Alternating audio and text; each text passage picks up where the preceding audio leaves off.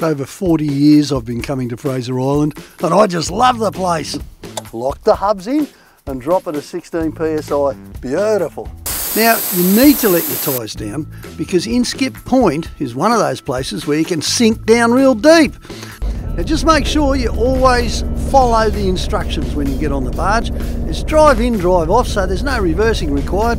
And you can buy a return ticket right there on the barge if you're not that well prepared. The crossing only takes about 15 minutes.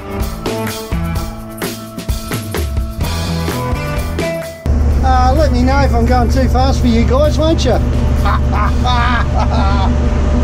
You can see here how far the tide is out at the time we hit the beach. It's actually on the way out, and that's a good time to hit it. It really is, because the first 20 or so k's up around the corner, you land on the southernmost point, you sort of head to the eastern beach straight away. That first little bit is really tough to get through at high tide. In fact, it's just about impassable, and you might have to take the Hook Point inland road instead. If you are forced to take that inland road, it runs pretty much parallel to the beach anyway, and there's a couple of access ramps. There's one at about the 11k point and another one at about 18k's. So if you see someone fishing or swimming or whatever they're doing, just slow down. There's probably kids around, take it real easy. There's a couple of whales out there about 2 o'clock. Looks like 2 or 3 of them just behind the breakers. And it looks like there's a big hairy penguin whale at 12 o'clock right in front of Milo too. Eli Creek is pretty obvious because it's the biggest creek on the eastern side of Fraser Island. You're not going to miss this one. There's plenty of other little places where the water runs across, but Eli's the big one. And when you get there, well, it's mandatory to hop up on the soft stand and have a bit of a look. Just up the road is the wreck of the Maheno.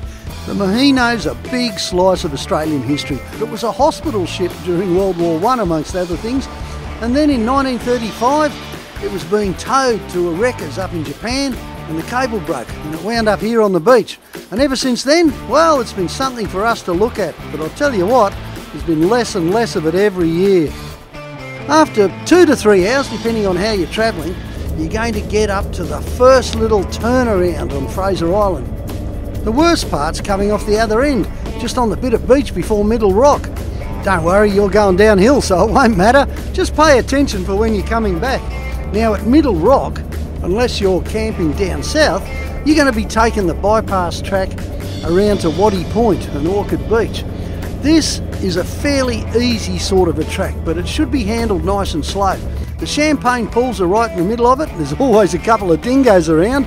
Right now, I want to take an inland track up the back of Waddy and head over to Platypus Bay.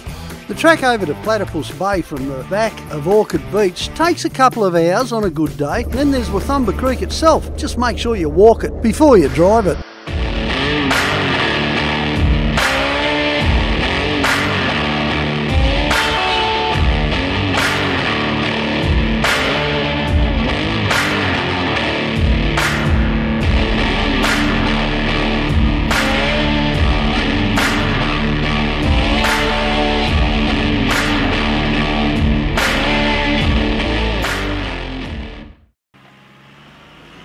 Shortly after the creek, you finally duck down onto the beach at Platypus Bay.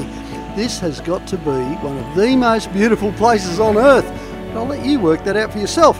Now, normally the fishers come in their boats over here because the fishing is really good in Platypus Bay. But if you drive across, just be aware that you can't go any further north than about where we are now.